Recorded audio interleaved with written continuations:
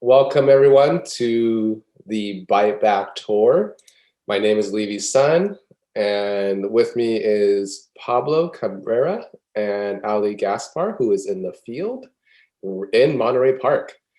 And we are a little early. We're going to give folks some time to refresh their browsers and to check on their feeds to make sure that our video is running. And I'm also checking right now, making sure that our videos are actually live and going through. So give me 1 second. It does appear like our YouTube setting is not going through. So let me go ahead and update that channel right now. So for those who are watching, we are going to, on the other platforms like Twitter and Facebook, we are going to be connecting to our YouTube channel right now. So 1 second. And Ali, you're still on with us, correct? All right, Ali is experiencing a little bit of a technical difficulty in the field.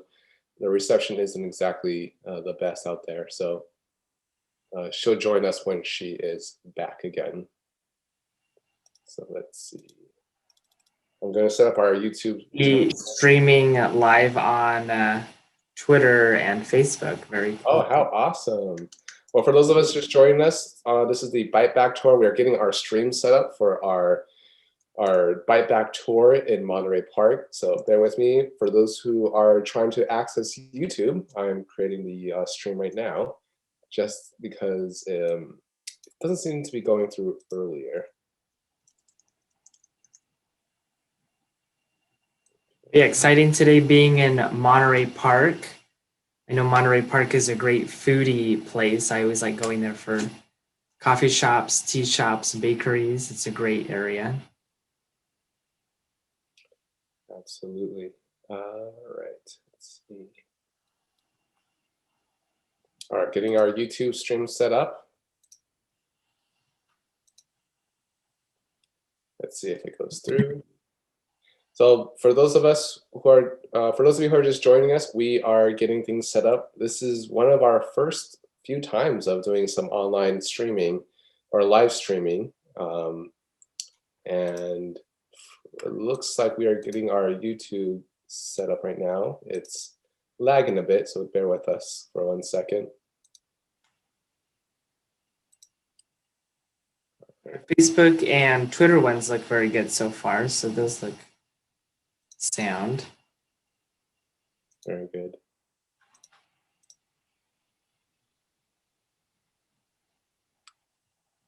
Okay. Looks like the data is being sent to YouTube. However, YouTube is currently experiencing difficulties.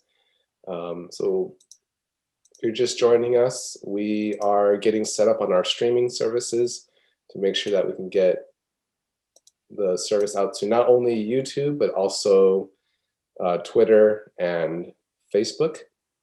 And this is the Bite Back Tour, and our stop today is in Monterey Park. Okay, we got Dane joining us. Dane, he's connecting now, but we'll touch bases with him once we get set up here. It appears that there may be some issues with YouTube currently. So for those of you who are just joining us, this is the Bite Back Tour. You're probably watching us live right now on Twitter and Facebook. We're trying to get our YouTube stream set up, but it looks like there's some issues with the live streaming with YouTube. So we'll just go ahead and give it another 30 seconds to complete. If it looks like it's not going through, we'll move ahead with the tour stop here in Monterey Park. And luckily for those who may miss this broadcast, they will be able to watch this afterwards. So let me get our YouTube stream going here again. So here's the difficulty right now. We thought of this tour stop a while back, thinking it's a great way to make our government public health agency more accessible. And we figured, let's just stop by each of your cities. And today we're in Monterey Park. And because we are not your Hollywood types, we're not producers, we're not Twitch streamers or anything like that. So we're learning a lot of these things on our own and making sure that our content is more accessible to you. And in doing so, we're finding all the hiccups where they come along.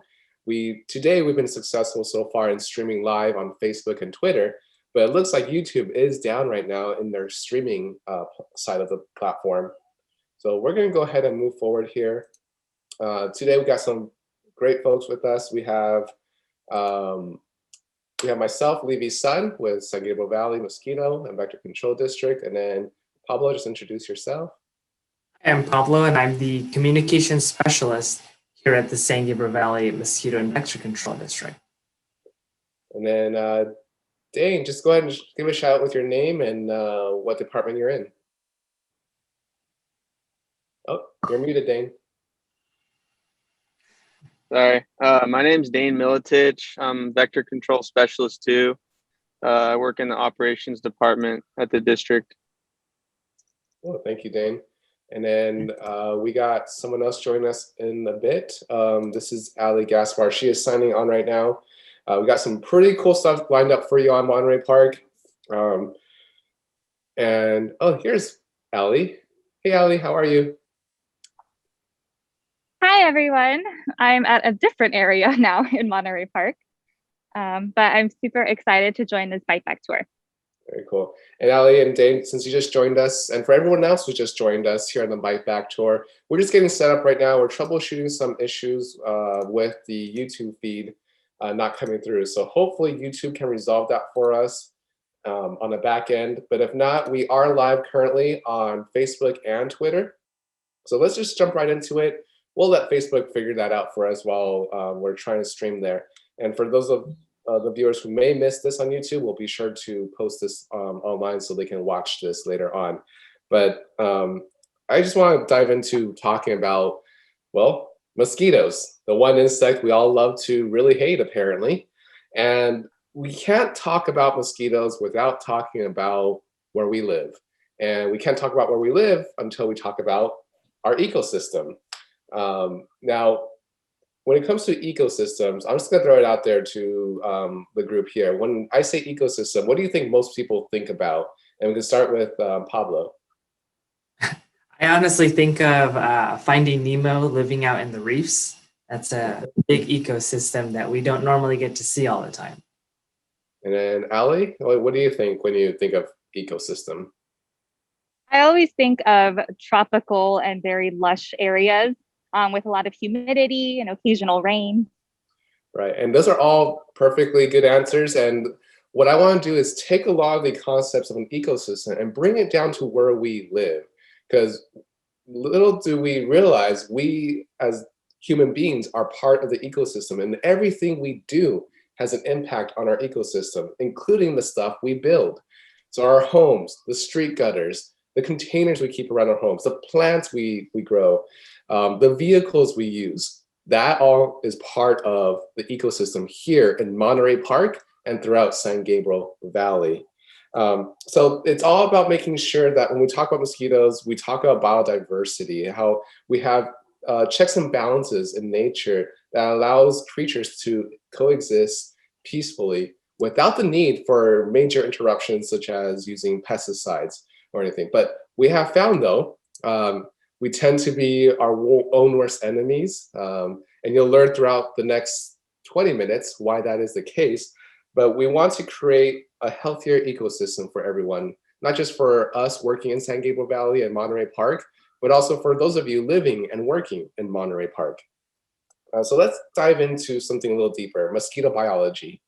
I'll throw it back out to the group. How many of you actually were taught specifically about mosquito biology in school? I know I really didn't get much of it, except that mosquitoes suck.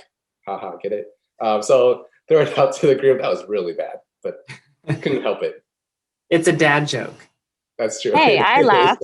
I laughed, so it works. Yay, 1 point for me. So were you guys taught about mosquitoes in school much? Not that I remember. Yeah. And No, Dane, oh yeah, Dane, feel free to jump in at any time too as well. So were you taught much about mosquito biology in school? No, I wasn't taught anything about it in school. Yeah. Nally?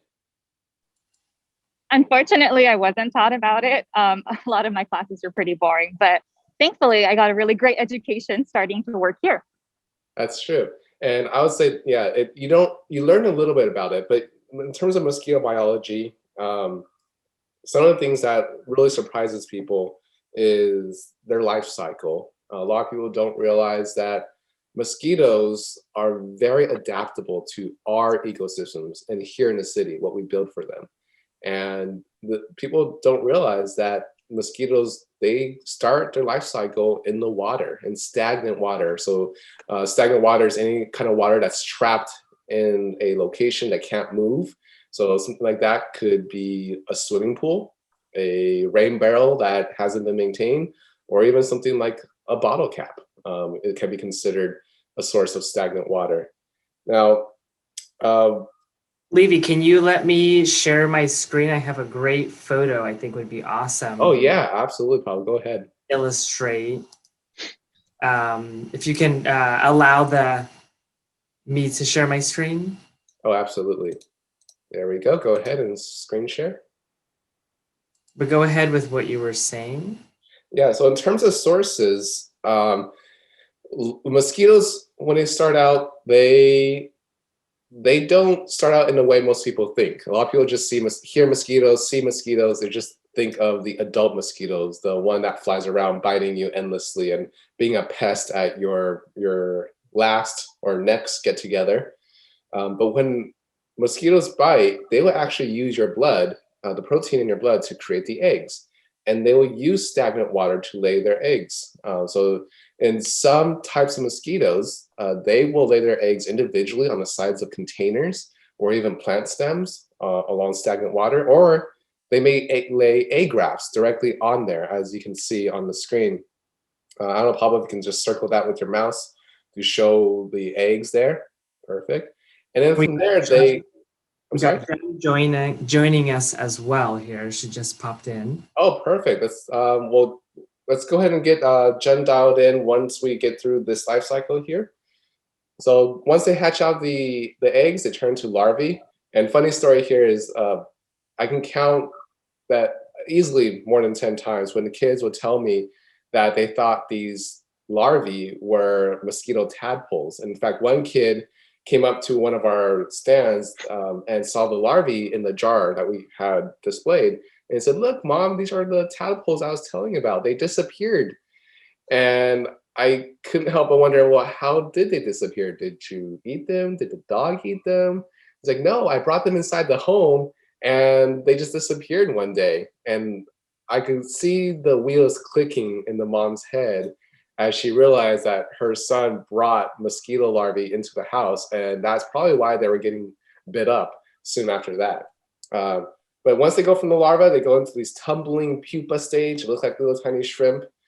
Close up, they look like aliens. And within 7 days from the egg, the mosquitoes will emerge as adults. So let's go ahead and bring in Jung here. Jung, are you here with us? Yeah, I'm here. Can you see me? Jung, how are you? I'm doing pretty well. Good, good. Why don't you just introduce your full name and what department you're with in our district? Hi, I'm Jung Kim, and I'm in the surveillance department. So a big part of my job in surveillance is to set up mosquito traps all around the district. This gives us a good idea of what the mosquito populations are like in each city. And also the mosquitoes that we catch, we send off to be tested for diseases like West Nile virus. Very cool. And as you all can tell, Jung's team in surveillance are the primary folks who help us gather data in Monterey Park and throughout San Gabriel Valley. And we use that data a lot to help drive where we go and what we do.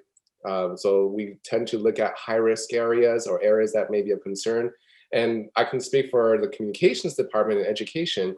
We use that to help figure out how best to educate residents in Monterey Park to be aware of the mosquito issues. And I know, Dane, you in ops use a lot of surveillance data, correct? Yeah, that's right.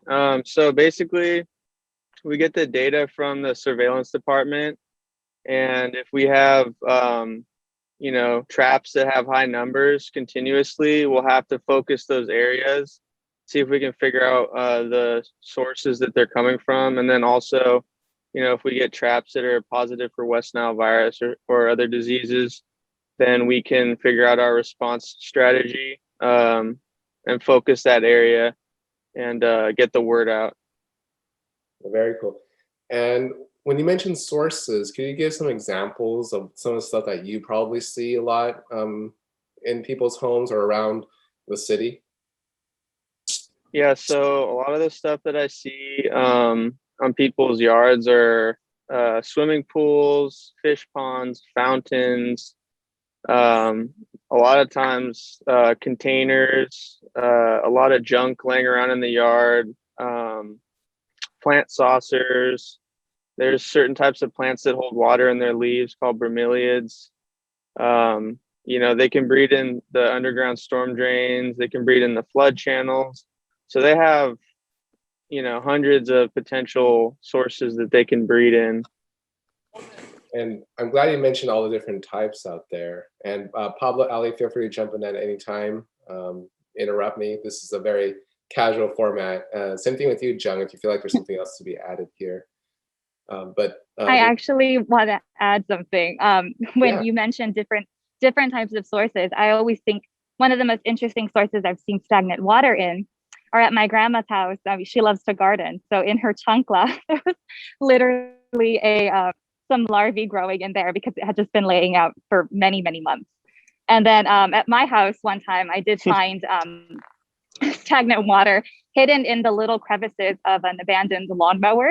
So you never know where you're going to find it. And that's why it's really important to just constantly check around your yard, sometimes even around the neighborhood.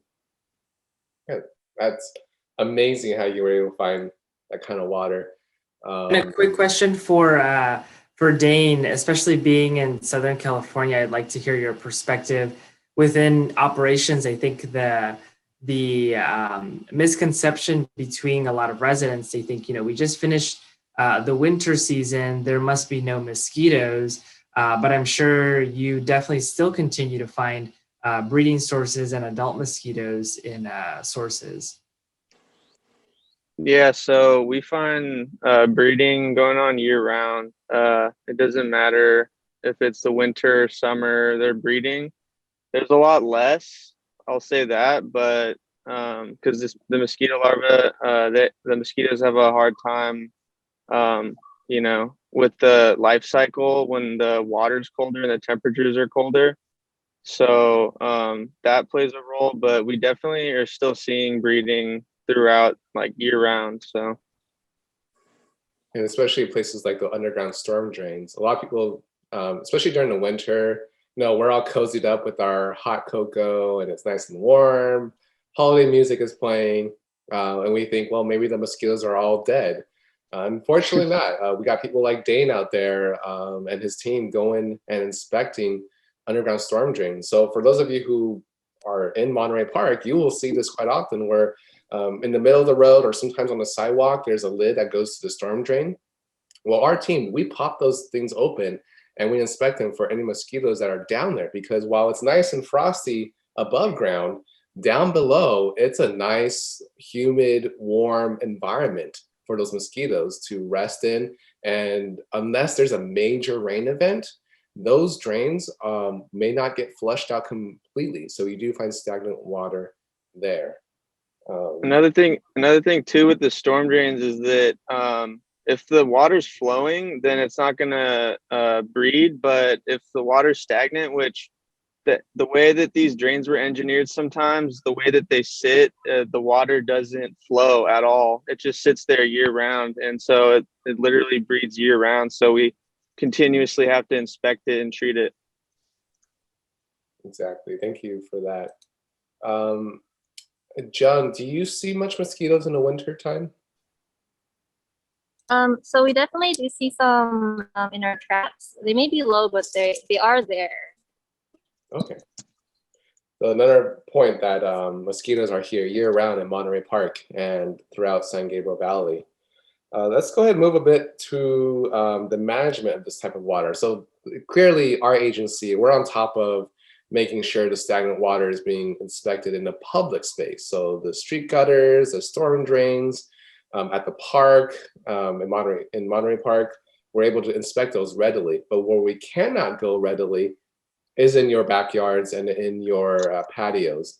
So while we do a lot of property inspections, we can't get to every single house. So we rely a lot on residents and businesses to do their part in the shared responsibility of mosquito control to inspect the yard on a weekly basis. Now, why weekly? Well, that's because of the life cycle. So as you learned already, we talked about the life cycle completing in 7 days. That's about a week. So if you do not interrupt that life cycle in that week, you run the risk of having hundreds of mosquitoes inundating your property on a weekly basis. So that's why we say, look around your house, spend just 10 minutes looking around your patio or your yard to get rid of any stagnant water that you may find. And even if something as small as like a bottle cap of water is enough to entice mosquitoes to use it. And correct Yeah. on that, Levy, just like we're seeing in this photo here, this is a small vase of plants just kind of sitting in stagnant water. And just that one source, if it has mosquito larvae or even eggs in it, that can create almost a whole infestation for a whole area, correct? Exactly. And Allie, you're gonna say something? Yeah, I was just going to suggest to our residents who are watching right now to maybe go out and for stagnant water on trash day. You're out there already. It's something that we have to do, and just incorporate it into your weekly routine. Perfect. Thank you for that. All right. Let's go ahead and move on a bit. If you just joined us, this is the Bite Back tour from Monterey Park. I'm Levy Sun. With me is Pablo Cabrera, Ali Gaspar, Dane, and Jung are also with us as guests. Dane represents the operations department. Jung represents the surveillance department here at our district. And we're just chatting about our love to hate mosquitoes. So let's move on to something that's a little more different. Let's talk about vegetation. So a lot of residents we talk to in Monterey Park, they are very aware that stagnant water is an issue. But what they may not be aware of is how what they plant around their home has a huge impact on the amount of mosquitoes they get. And I'm talking about dense vegetation. So in terms of dense vegetation, it's not so much that they can hold mosquito eggs or the leaves can grow mosquitoes in any way. It's all about keeping mosquitoes safe from the heat or from extreme weather. Especially during the hot summers here we experience in Monterey Park. When mosquitoes are really terrible at regulating their body temperature, they're kind of like me, they hate the heat. So any kind of shade they can find, they will seek it out. So that's why a lot of people who have dumped out all the water in the world around their property, but their yard looks like Jurassic Park, there's a good chance that mosquitoes will use the shade to seek refuge or stay safe from the summer heat and the summer direct sunlight. So if you have anything like what is seen here and it's dense foliage, or if you have ivy growing not only on your fence, but maybe on the ground as well, scale it back to a point where you can maybe see through it a bit. The goal here is to introduce airflow and to dry out the underside of the leaves so it's not so humid for these mosquitoes. And it's not just, and this works for all mosquitoes, but the one that I really want to focus on, we can talk about this now, is the Aedes mosquitoes. You may not know them as Aedes mosquitoes. They're the black and white types of mosquitoes, black and white stripes. And I can give one example, and then the rest of you may have a different experience. But whenever I walk out of my house to even just get the mail, for 30 seconds, that's all it takes for me to get the mail, but that's also how long it takes for me to get 3 or 4 bites on my legs. So these mosquitoes are also known as ankle biters to some folks. To jump on that, especially this past summer, I've definitely felt the impact of Aedes mosquitoes. We were all home more often, and I would go on runs, and it became my routine of sunscreen, then mosquito repellent. If I didn't apply the mosquito repellent, I would definitely come back with some mosquito bites on my legs. I'm always just so shocked about how, oh, can you guys hear me? Yeah, go ahead. I'm always just so shocked about how aggressively they bite. It's never just one bite for me. It's always my entire legs, very close to the same spot that the last bite was. And it just itches so much. And so I think definitely like wearing repellent helps keep them at bay. Absolutely. Thank you for that. And that's why it's so important, especially in Monterey Park, that we stay on top of these sources, is that these mosquitoes, these Aedes mosquitoes, they actually don't belong in our natural ecosystem, especially the species that are here. They tend to thrive because they prefer to bite people. Our native mosquitoes, the one that we all grew up with here in SoCal, it's called a Culex mosquito.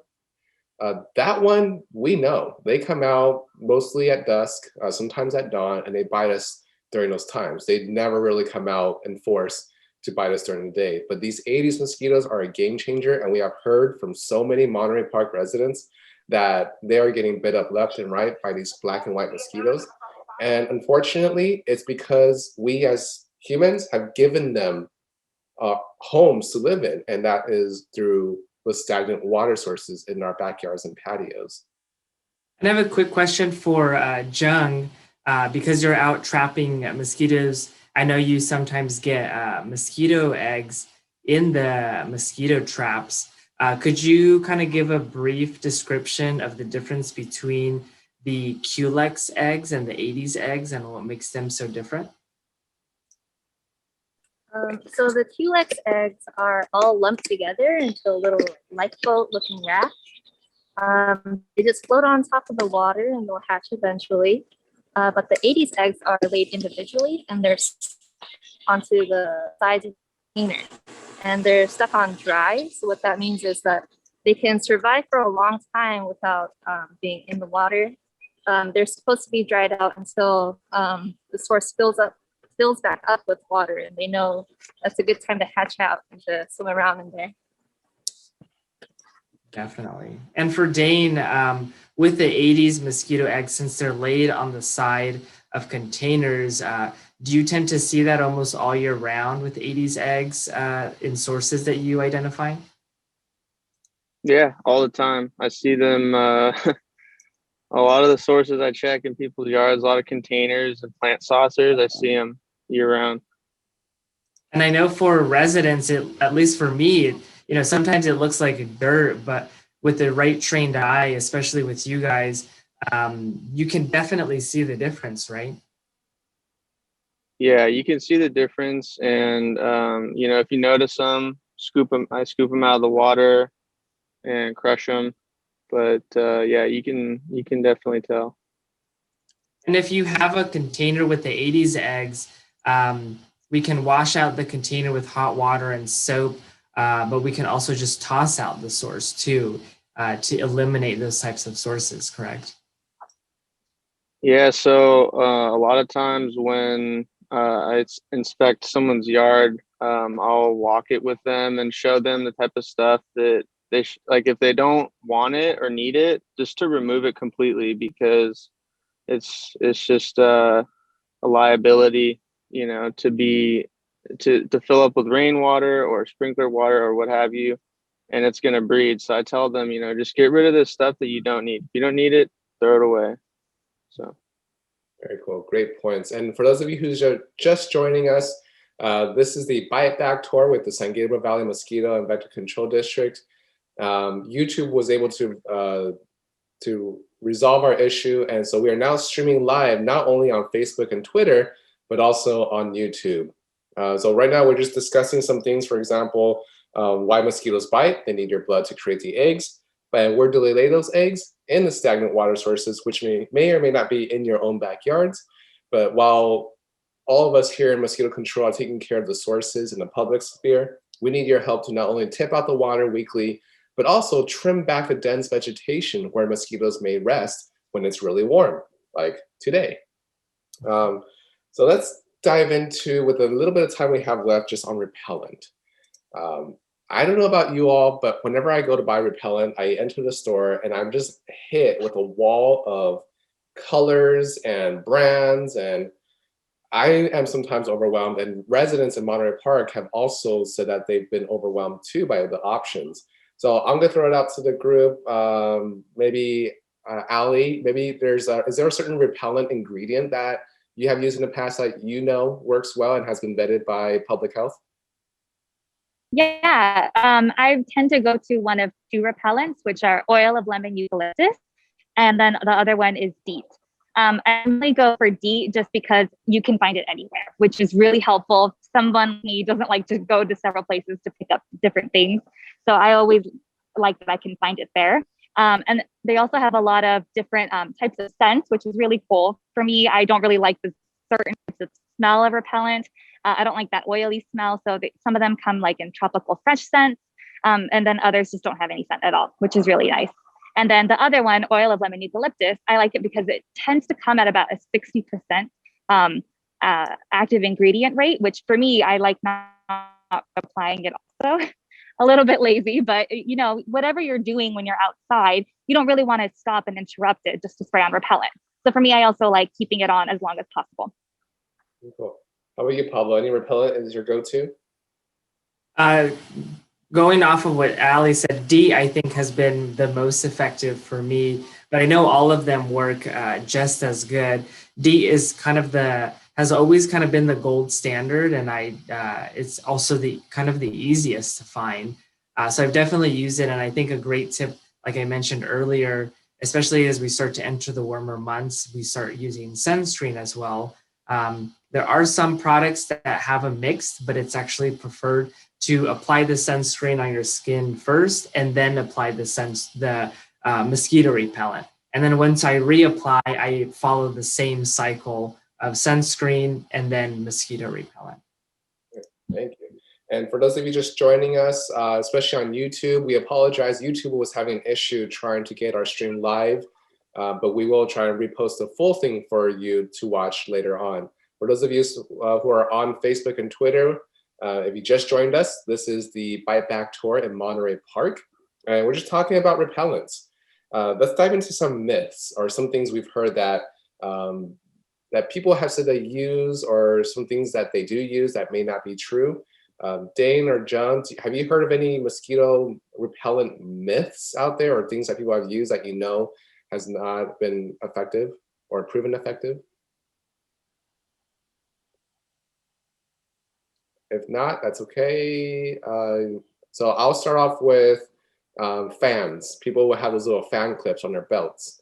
And those are effective immediately around the fan, but if there's any kind of breeze coming through, the wind will take that effectiveness just away from you.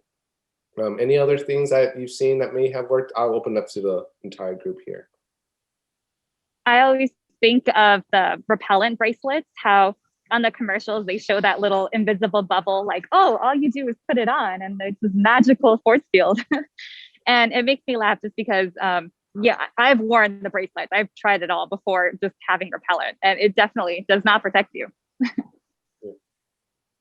I've seen one resident gave me this stick of, it looked like incense, and he said to try it out and burn it. He said it repels mosquitoes, but apparently it wasn't working for him. He bought it on Amazon or something, and he just, try it out. But, I don't think it's very effective, because he called me to inspect his property for mosquitoes. So I don't know. Giving you this incense stick that that didn't work for him, hoping that it might work for you. Yeah, I don't know. He was whiffing. He didn't really know what to do. So well, you know what? That's very common to hear. A lot of residents, they end up just not knowing what to do. They'll go out and they'll buy a ton of stuff just trying to get rid of mosquitoes, including things like mosquito traps. We get a lot of questions about traps, and mosquito the light traps are a very common one. They are very common, and here in mosquito control, we actually do not, we cannot advocate for one specific company, but we can say that mosquitoes are not attracted to light. Those UV light traps that are zappers, they tend to unfortunately kill off more beneficial insects. And so if you ever were to pop one open and share it with one of us here, or if you want to, we get photos every now and then. And we see that there are a lot of moths and other beneficial insects that end up getting caught in these traps, and very few or no mosquitoes at all. So we just want to caution everyone that the best source or best way to get rid of mosquitoes completely is to prevent them from coming in. And that's through getting rid of the stagnant water and also thinning out the dense vegetation, but of course, wearing the repellent. We are coming up on our half hour here. I'm extending it out a little bit beyond 11:30 just because we did start late. If you're just joining us, this is our Bite Back tour in Monterey Park. YouTube did have a major issue with the streaming service, so we're back on YouTube. We've been on Twitter and Facebook.